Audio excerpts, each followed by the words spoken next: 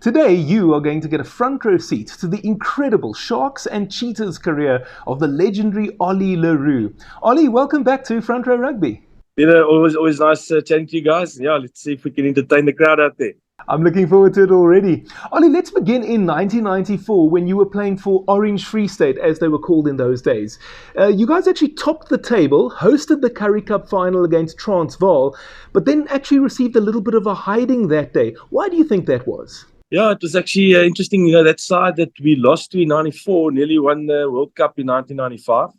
I think there were some proper players there. Annie Miller, Peter Miller, Kobus, Wiese, Uli Schmidt was playing. You had Johan Roux, Frans Shapiro, obviously. So they were a tough side. And we were a young side and we lacked a bit of experience. And I think what happened is it was a bit of a tough time because they had myself and Ossie in the team, and they needed to play both of us. And big mistake that they then made, because I could play hooker. They said okay, and they played me hooker for that game, and they put Naka Drotsky on the bench. They didn't have the guts to drop Os. They didn't have the guts to drop me. So it was a bit of a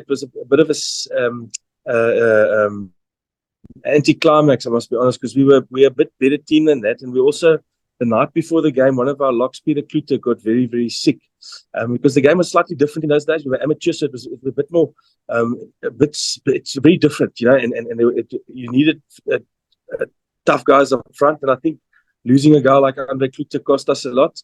And then, who's playing? Ollie, okay, let's put Ollie on and put Naka, put him on the bench. I think it just created a bit of disunity in the side, and we still played well, but that was a proper Lions team. Kitch Christie was their coach. They had really built something proper, and they came very focused. They totally outplayed us, and it was tough. It was physical as well. I remember in the first one of the first scrums, the next one I just heard a first connect Uli Schmidt next to me, and it was Kobus Wiese trying to hit me, and he hit Uli. So the next, I realized, okay, do you want to do that? I told the ref, I'm telling you, he's trying to hit me, and if he hits me, I'm going to kick him in the face in the next scrum. I promise you. Okay, and luckily no more punches were thrown after that, because that was the only way you could defend yourself. They kicked back in the face with the studs, you know. But it was a tough game, and they were a tough team, a really tough team, and a well-deserved win for them. I always tell people it was the first time I actually shaved my hair and I put OVS in the back of my head, and it was something that, like, even to this day, that haircut is remembered by people because today it's like the norm, but those days it was a bit out there, you know. But it was an amazing experience playing my first Currie Cup final. You were setting a trend, Ollie. So tell me then, how did it come about that you went and joined Natal? We in 95, 94, I played my first test as well, and it was the first time I ever got dropped from a team. I was playing after playing a test, and it was quite a tough one. But then we went to New Zealand, and I got called up. Johan Le Roux was in that biting incident, and the next minute we decided. It was 95. I really had a good season. We were playing well. I was basically in a place where we could. I was playing good rugby, and it was between me and Os the whole time, you know, and Os being a good player, me being a different. It was always a conundrum between the two of us because we were both really, really good rugby players, and Os had a lot of favour with Kitch and the guys, and the next minute I came back. The World Cup was there, and we played a game. It was actually a funny game. One of the best trips in my life. We played in the old Northwest, and those old chicken coops, stands, and everything.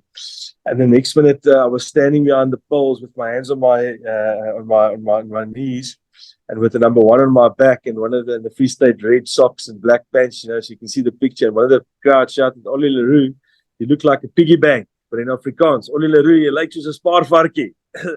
So it was one of the best chirps I ever heard, and I wasn't too eloquent with my chirp back.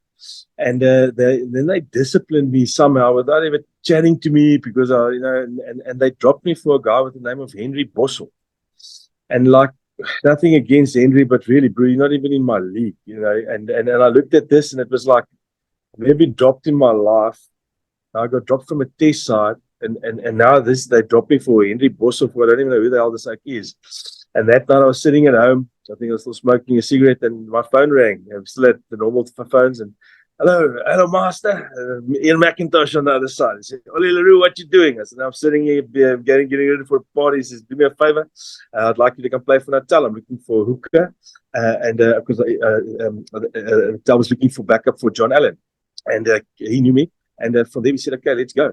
And the next minute, I went down with N.T. Martins and got down there, had a negotiation. I still think they paid me 90,000 Rand in those days. Here it was a lot of money to come down. And we were amateurs, we weren't allowed to accept it, and it was a good deal. I think we got a car and I don't know what else. And what was amazing, I got down, I told Ian McIntosh, I said, Mac, I'm telling you, there are a couple of players here that you must bring. They're not getting chances in the Free State, they're good players. So I brought Rassie Erasmus, Werner Swanepoel, Tokkie Kasselman, and the guy VF Isagi, four of the guys that were playing with me at that stage, down to come play for the Collegians Club. They came, they played, and the next week, no man, you brought these folks down, and now they've picked them to make sure that they don't leave the province. And now they're a much better bloody team with Rassie and Smiley in the team. So I firmly believe I gave them their breakthrough as well, going down to Natal. And what was amazing is, I think as a player in those days, you always look for a father figure, somebody that can guide you. And Ian McIntosh was that kind of guy for me. He was a guy that could handle the intensity of the individual that I am. And he was a father figure that could also keep you humble. And when your head gets a bit big, he would have that chat with you. I remember the one day I had a meeting with him at 8:30, and I went in, and he had a full go at me saying, who do you think you are, not greeting the secretaries? What makes you big enough to not greet people and be this? And he had a stern talk to me, and it was a good talk. And I came out, and the next minute, Mark Andrews was there and said, what is now? I got to see Mac, and Mac had the same talk with him, So he was the kind of guy that had a massive influence on me as a human being. And it was an amazing journey, that 1990s Sharks era with the people that were playing there, and what they built and what we stood for with that Super 12 was one of the most incredible times of my rugby career, and especially the Sharks and the fans. It didn't end nicely, but whenever I go back and I look at those really, really good memories, it was an amazing time and to be living as a student in Umhlanga Rocks with my wife. She was my girlfriend at the time. We were like living like students and getting paid for traveling the world. So the Sharks was really something close to my heart. Even to this day, when you see the guys, and there's a bond, a very different bond, especially because of the amateur status that we were, and we came over to the professional. That was a big jump. Ollie, you mentioned there the Super 12, and we were talking a little bit about the amateur era and becoming professional. In 1996, there was a new competition called the Super 12. You would have played, I think, in the Super 10 as well. How much different was the Super 12 compared to the Super 10? Sure, no, it was a massive different competition. The Super 12, in my view, is probably one of the best competitions of world rugby ever had. Because, and what few people understood about the first two Super 12s, or the first three, but I think it was the first two, we played midweek games.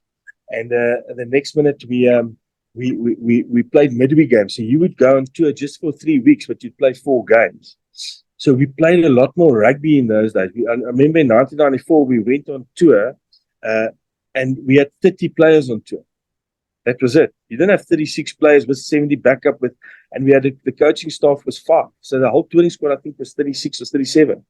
And it was a very different way then. And then what happened when the Super 12 came, because it was still amateur. I still remember in playing in the final, the guys were waiting outside the gates for the tickets to open the night before. They rose around the stadium to go buy tickets to go watch this game, and obviously it was such an amazing tournament because you actually saw the best of these countries playing against each other, but quickly. So you could be playing a game on Saturday, you'd have a bye, and you play the next Saturday, but you'd have a team that would play 3 games in that time. So the next minute, the Hurricanes would be top of the log, and you'd be 4th or 5th. So it was a very quick log. And what I found is, the player welfare got a bit bad, and but I love playing rugby. But here the training fucks me up. But, you know, the training was always the tough part, because if you play rugby, you get fit, you play, you hard, you're used to it, but then you got to go train. And I think that was the fun of the Super 12. It was tough on the bodies, I must be honest, and we had 1 or 2 injuries, big injuries. But if you had enough squad depth, it was actually I think we finished playing in May, and we still had 3 Currie Cup games before this Tri-Nations started in 1996. And the amazing story, that Tri-Nations was also quite interesting, because I'll tell you a lot about that bit later in 1996 with Markgraaff. That was also quite a tour. And what was nice about that Super 12, the Brumbies made a big breakthrough with Rod McQueen. Rod McQueen and Ian McIntosh were good friends. So there was a lot of how do you call it? Like a bit of you'd actually meet people from other countries that you were never allowed to meet. It was like a whole thing. And an interesting thing is, we hated the flippin' Auckland Blues. A year we hated them. It was always this derby between us and the Auckland Blues. And it got so bad that Zinzanbroek one day had an after-match function. Remember then, every time after-match function, all the speeches and all that stuff. And he said, guys, we must stop going so hard at each other, because this isn't rugby. It's getting a bit personal. So it was very aggressive in those days. And you know, Zinzanbroek, that New Zealand sides, proper sides that we played against, and it was tough. You tour, you know, those days, how do you get people out of hotel fatigue? So it was all this amazing new adventure of professional rugby that we didn't have a clue what to do. And you know, it was funny. In 1997, we played in the Super 12, just to show you how it changed. And we had a midweek game against the Queenstown first club side, because Ian McIntosh said our reserves didn't play enough rugby, so he got the reserves to play a club game with their second team players against the first team club side in Queenstown. That would never ever happen today. The people are too scared. What if you break? But in those days, it was simple. You've got to play rugby. The only way you get contact is to play rugby. So today that will never happen. The guys are much more scientific in the way they do stuff. But it was a beautiful era, and some good fun that we had. Tell me, Ollie, we've seen since 1996 with our teams going overseas. I mean, obviously now there isn't Super Rugby for South African teams anymore. But in that era, almost every year, South African teams would go to Australia and New Zealand and lose the majority of the matches. And we see the Springboks go to Australia and New Zealand every year and also struggle. Why is that? Well, firstly, you're playing top individuals, top guys. You don't go just into a guy's home, open his fridge and take a Coke, you know, takes offense, you know. So you're going into, and touring is difficult, because touring, everybody can play rugby, but the unity on tour, you've got a lot of time together. You know, if there's a bit of to get the dynamics in the team quite well. So all the good touring teams always had good team dynamics, you know, and that's what I found. Sometimes, you know, it's a tough travel. You're traveling over lots of time zones. That was always a factor. You're away from home for a long time, so you needed a good blend of players, and we were always successful, because at the Sharks we had a bit of a free, you know, it was good fun for us, and we'd always have a lot of games that we played, and we'd be very social on tour, but also we kept our training volumes low. It was very difficult, because you didn't know how to adapt to this new environment, and I think that's what it takes. One thing just to lose a bit of focus, you know. And now the problem also is, you've got a certain rhythm at home. Now you're overseas. Now the coach is going, yeah, now I've got you. Now I can train you. So often guys would be overtrained. And what was interesting, in 2003, Scott Robinson came over with the Crusaders. And he loved surfing, and we were friends. So hey, Scotty, can we have a coffee? He says, yeah, let's go for a surf. So we went for a surf on the Monday afternoon. He says, yeah, let's go for a surf tomorrow morning. And Tuesday, I said, oh, fine. He phoned me at about 11 o'clock. So, hey, let's go for a coffee. The Wednesday, I said, Brew, do you guys ever train? He says, no. We have a session on Monday, a session on Tuesday, and then we've got a couple of voluntary gym sessions, because the guys need to rest. So our attitude was, yeah, we got the guys on tour, and now we got to train. But the New Zealanders was absolutely to rest, you know. And I think that it takes time to get used to traveling and to get that experience. I think that was a big issue for us at that stage. How do you do that at the end of the day? And it was a work in progress. Today you can see there's no real issue. The guys go in, out, know what they have to do, understand the science in the body, how to nutrient and how to fly, what to do. I think in those days we would still get pissed on the plane flying over there and back. That's how crazy it was. Nowadays you'd never see that. The guys are it's a whole world out there. But we had a lot more fun than the guys today, that I promise you. Ollie, before I move on to 1997, tell me the Markgraaff story from 96. 1996. So Andre Markgraaff is Springbok coach. And we have a game just before the team gets announced against Transvaal. They're full on side, playing the Sharks side. So it was proper rugby. I actually watched the game a while ago again. And the next minute, James Small was telling Oaks stuff about their mothers and I don't know what else. And the next minute, Ollie Le Roux and them were having a go. It was just crazy. But James was a bit, he was under the belt. So Ollie Le Roux said in the report, they refused to play with James Small. Okay, that's cool. So, but James Small's in the Springbok squad. Now there's this bit of a drama. And James said bad things about their mothers, which is like what James would do. But we won the game, so stuff you. And the next minute, we were sitting in the room, and Andre Markgraaff called James. Okay, so James and I went. Now me and Andre Joubert were sitting there, and he came back after about 45 minutes, an hour. So, hey, bro, what happened? What happened? He says, Markgraaff told me that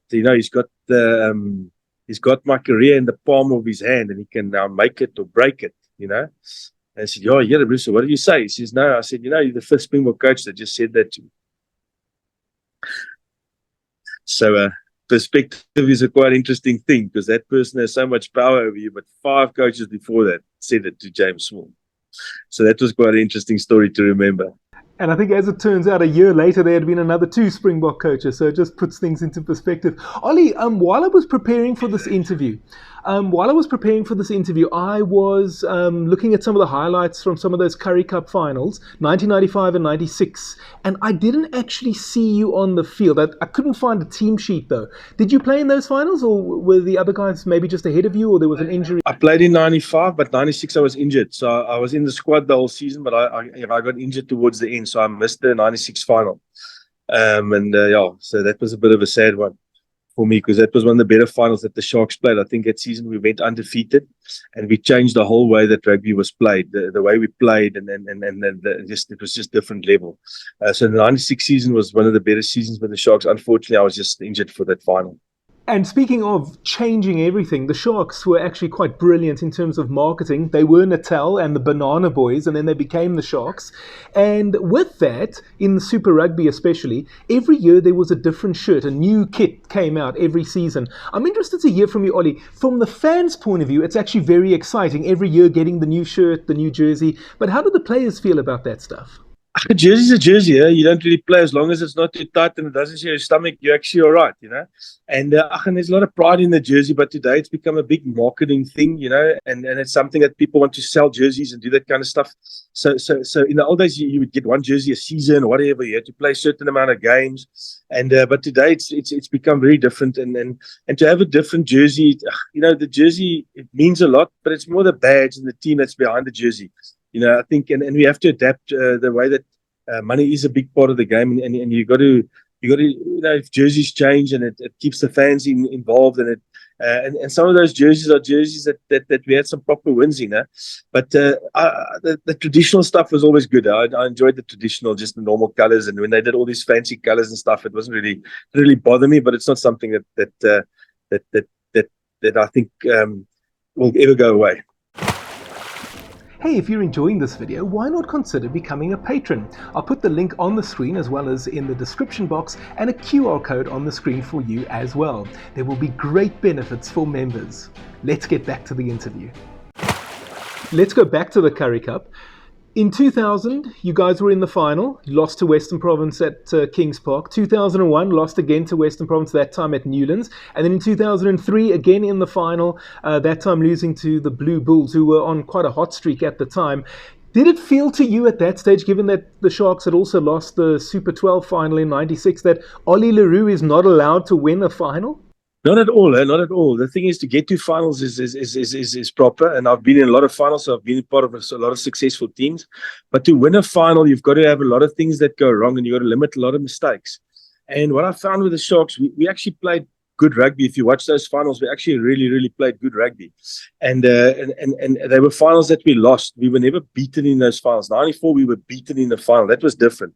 When we beat the Super 12, we were beaten in that final. So the guys were really better for us on the day.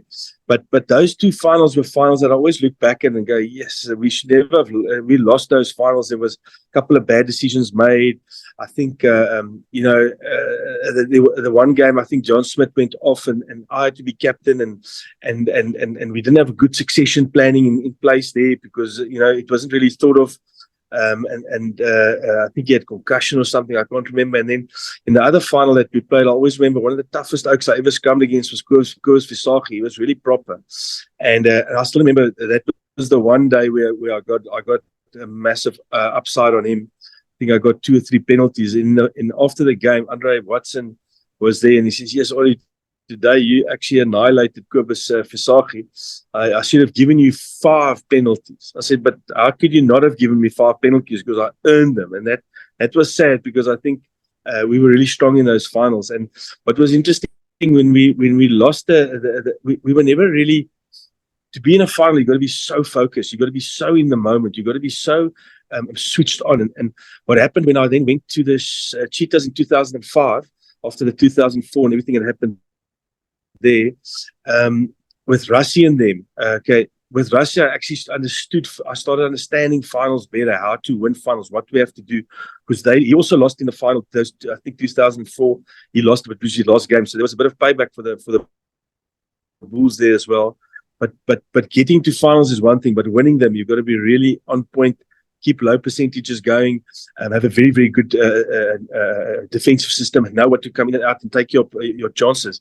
And a little bit of luck has to go your way. So, and that's why that cigar in 2005 was such a awesome experience, because coming from where we were, having lost these finals, getting to that point where and then to actually have to win it against one of the toughest teams that probably ever played Currie Cup rugby. If you look at that Bulls side and how strong they were, and to win it with a couple of youngsters and a couple of old men from the Free State that had one common goal, that was a really, really special experience. And I think losing finals also makes the ones that you win very special. Ollie, we're going to talk about that Currie Cup victory by the Cheetahs and the cigar in a moment. But before that, you mentioned there the story about you leaving the Sharks and rejoining the Cheetahs. Share that with us, please. Yeah, it was a bit of a saga there. We were. It's a bit of a long story. But I broke my ankle in 2002 at the end of the year, just before in the semi-final, on the game before the semis. And then I was coming back the next year, and Kevin Putt, they were struggling hard. I think Kobus Visagie and the Stormers really annihilated the Sharks back up in, I think it was at Harlequins' field. And the next minute, Kevin Putt came to me and said, "Listen here, I have to play." I said, "But I can't. I haven't played. I'm not fit enough." And he said, "No, don't worry. You'll just give me 20 minutes or whatever." So I came and I sorted out the scrum and we played. And on the 5th game, I got caught in a very bad ruck position trying to steal the ball, and Anton Oliver cleaned me from the side, so he twisted me, and I tore my hamstring from the aponeurotic tear, so the two hamstrings tear from each other. So it's a difficult injury to manage, and so I was going there playing, and the next minute I got back playing at the end of the season, but I then started struggling with that injury. It's like a difficult injury. So the end of the year, we go and we play in the final, and the week before, you never played without a contract. And I had an agreement with Brian van Zyl, which was the CEO at the time, that as long as I can play good rugby, there'll be a contract for me at the Sharks. Well, I never like to play. I always like to have a 2-year contract. You always have a year extension, And then after the final, we lost the final. It wasn't good. We really played badly, and the Bulls they were building on that side of theirs. And with Heineken, they were a better team than us, but we weren't good on the day. And then that Monday, you get the DCM. Don't come Monday. Kevin Putt had a meeting, and just before me, Justin Swart brought out, and I said, and he said, "Yeah, no, bro, they're going to shoot you." I said, "Really?" Because that was not the agreement. And the next minute, Kevin Putt just said, "Sorry, you haven't got a contract." So I tried to fight for the contract. Long story short, And I said, and they gave me fitness standards that I had to be at and all that kind of stuff, and trained hard. Got back December, and yeah, I think I was 2 kilograms overweight, and I ran my 40 meter in 0.58 instead of 0.58 instead of 0.5. And on that, they basically then said they're not giving me a contract. So that's the guy's stuff. Try to get back here and there. But I'll sways the brain. He also stabbed me in the back badly, and then I just stopped. And what was amazing, at the end of the year, Rassie and them played in the final. And I phoned him and I congratulated him and said, yes, good luck. It's a tough game there at Loftus, and it was his last game. And he said, Ollie, what are you doing next year? I said, no, I'm going to try and play club rugby and see if I can get back. And he said, yeah, but don't worry. Also, he's going to be with a box. I've got a good little player, Vian Depriya, but I need backup. So I said, oh, what the hell, let's go. I had my chicken family in Bloemfontein, and I made the move, played for the Cats that season. And yeah, what a blessing it was. It was very traumatic leaving the Sharks. I remember the day when I actually packed up and I left. I got to Harry Smith, and it looked like I'd sweated like the tears that came down my throat, because you'd spend a lot of time with that. It wasn't nice.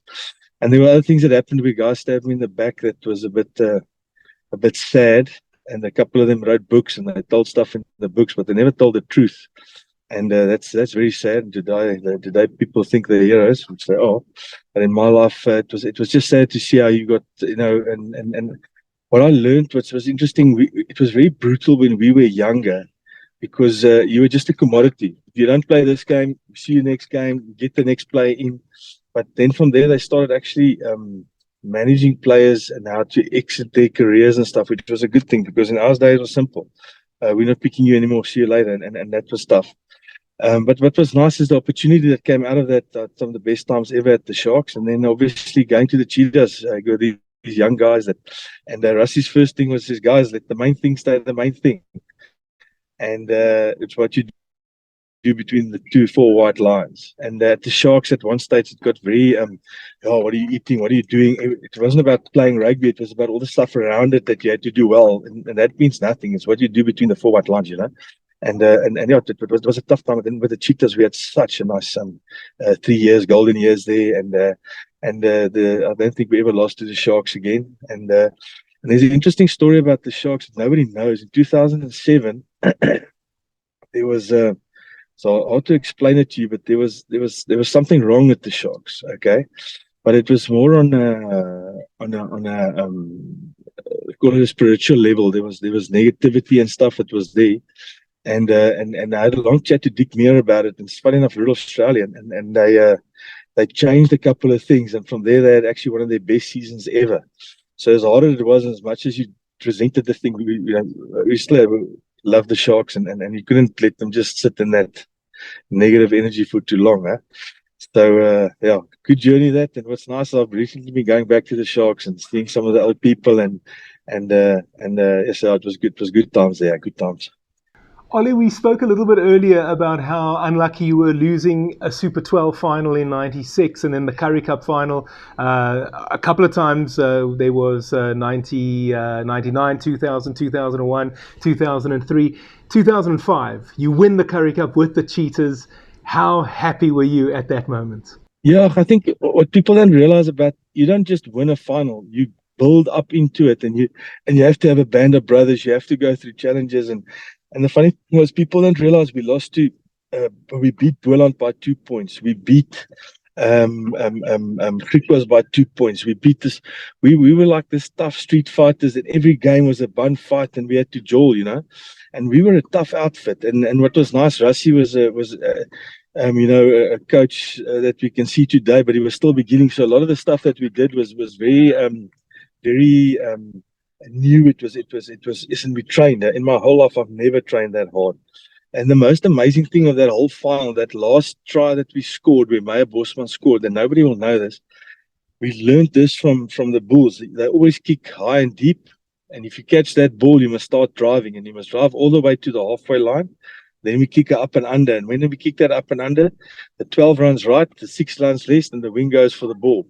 And just before that, Brian Abana got sent off. It was an ugly game, and the ref said the next act that causes trouble. And Brian Abana just had an absolute brain fart. It's like he was untouchable, and he just did something so stupid, and he was off. So then their back three was a bit unstable, and that allowed us to put the kick up, and the kick was perfect, and it bounced exactly in Meyer's hands. And what nobody sees is right after that, Jar came running, and he said, "Guys, now we must tackle." But you understand, all the forwards were on the ground. We were stuffed, and we got up there, and we just, for that next 8 minutes, we played Kabamba Fleurs came onto that court field, and yeah, I remember Donnie Rousseau got the ball, and he was running at me, and I'm like going, okay, yes. And as I was still trying to man up, Kabamba smoked him from the side. Yes, it was just such a team effort, and to have that victory against such an amazing side as that Bull Sides was, and for what we had built, it was one of the greatest victories and experiences of my whole rugby career. And even to this day, when we see each other, there's just a different brotherhood between us, and that whole experience that we had. An incredible season. Very special indeed. Now, Ollie, you mentioned earlier that picture of you with the cigar. I've also got a picture of you with a cigar after South Africa won the Tri-Nations in 1998. So I have to ask you, is it something that you only did in victory celebrations, or are you a fan of cigars? No, what's interesting, and that's a story about the cigar that nobody knows. In 1998, we had gone to New Zealand. In 1994, we had gone there, and nobody had beaten New Zealand, and we beat them in that game in Athletic Park. And the next minute, Rian Oberholzer was sitting there, and he says, "Ollie," and he was having a cigar, and I said, "Yeah, I like a cigar." He says, "Ollie, this celebration deserves a cigar, because people don't understand how tough it is to beat New Zealand here." And in my whole career, I smoked 2 cigars.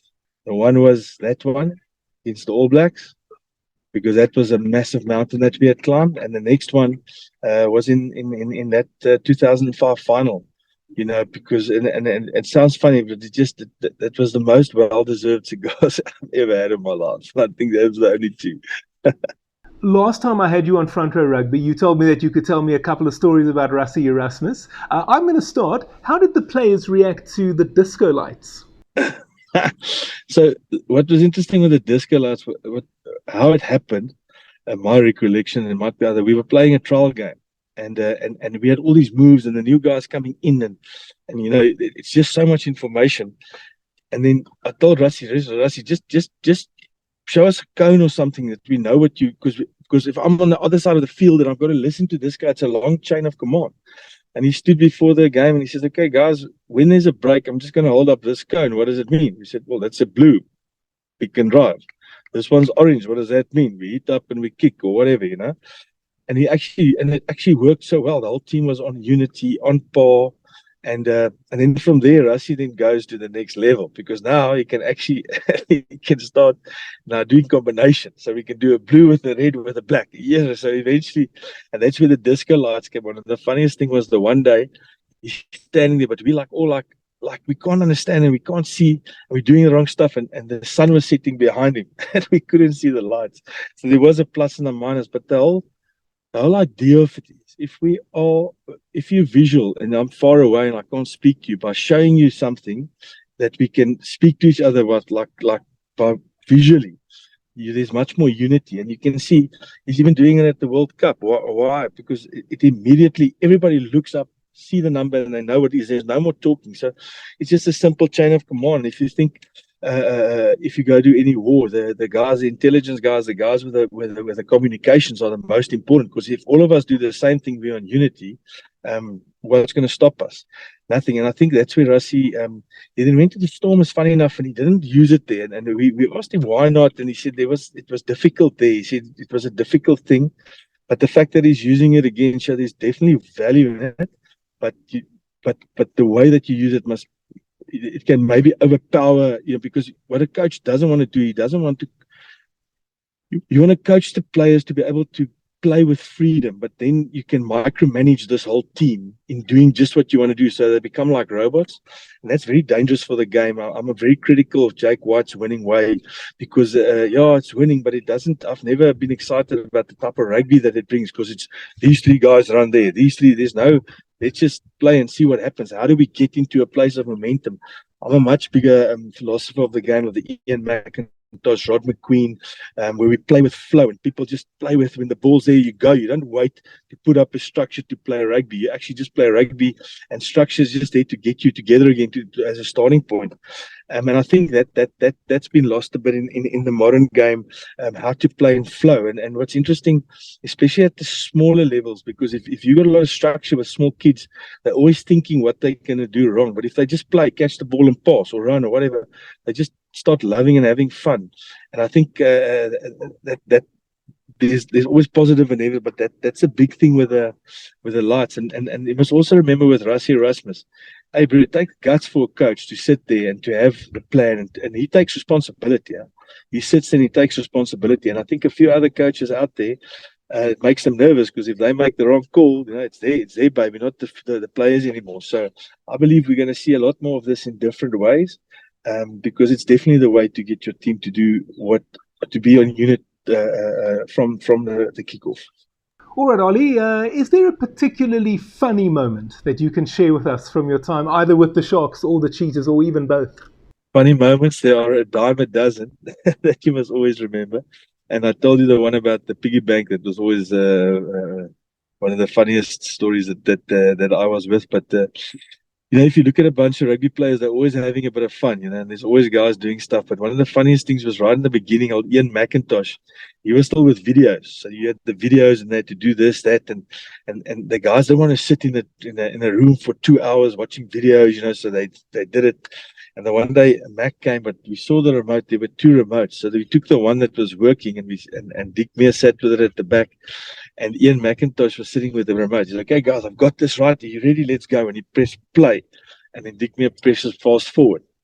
You see McIntosh going, and it was actually funny. For about 15 minutes, Dick Meir was messing him around, and Mac was getting frustrated. You could see.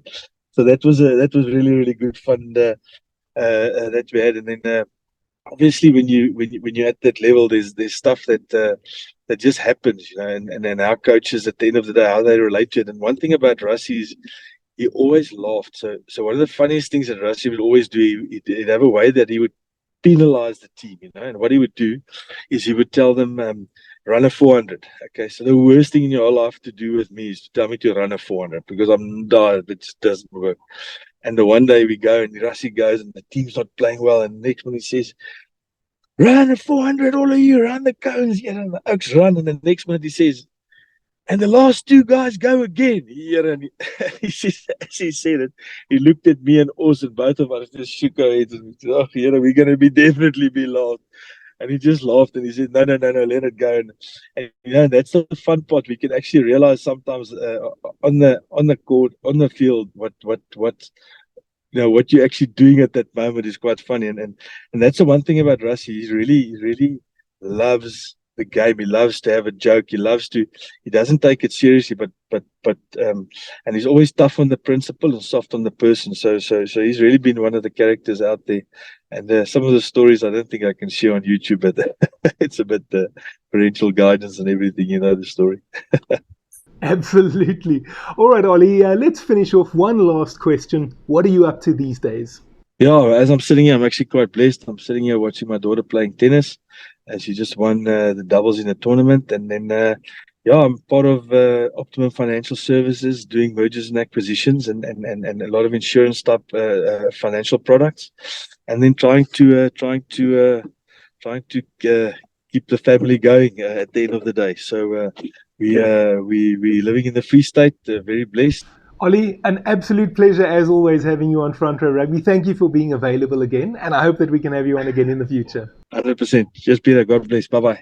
Thank you so much for watching. I'm putting together a series of interviews where our Springbok heroes talk about their domestic rugby careers. Some of those videos are appearing on your screen right now, as well as some of the other great content that I have for you here on Front Row Rugby. See you next time.